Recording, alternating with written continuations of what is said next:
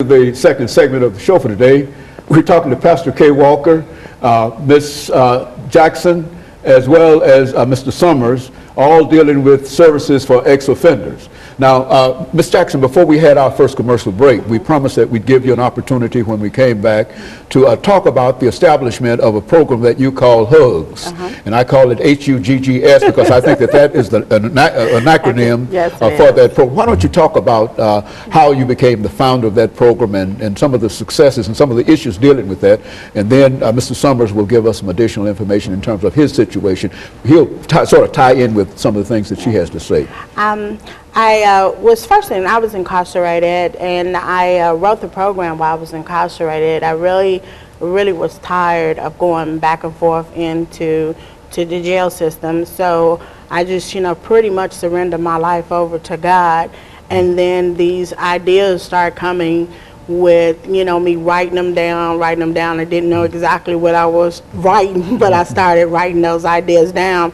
I was looking at a 5-year day-for-day sentence, and I really just started the sentence. And once I started doing what God told me to do, I did 10.5 months, and I haven't been back since. And when I got out, first I had to do community corrections, of course, and so I didn't start the program right away. I got a job, and it was pretty hard. I got a lot of doors slammed in my face. I got a lot of people that didn't care. I got a lot of, no, we can't help you. And it took me right back to what I was writing. And I was like, wow, I'm experiencing what I wrote. So at that point in time, God made it a way for me to open up HUGS. And HUGS stands for Humility, Understanding God's Grace, Spiritual Strength. And I started HUGS in 2006, and we got a 501c3 later after that. And I want to just say that HUGS is a program that will help ex-offenders get back into society the right way. We need a lot of components when we come out. We need clothing, we need housing, we need health care. We need all these jobs, education, and HUGS provides all of that for the ex-offender. And that's why I think, Mr. Summers, we're calling this show Services for Ex-Offenders. What do you think about that, Mr. Summers? I think that's a great idea. I believe the problem is that we do not have a lot of help that people that's coming inside of the prison.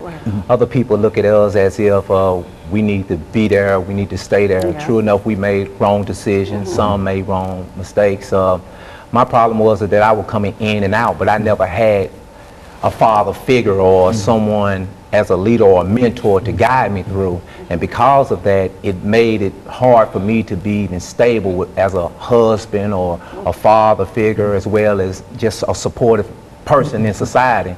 But the issue that I like is that really matter is that there are people that is out there that really cares. And to have the fact that Pastor Walker came in, not only that he just prayed for me and kept on going like other people that does there, they'll come and they'll volunteer just to put their name there to say that they've been there, but to just really reach out and go beyond as well as she does in the HUG, and that's very appreciated.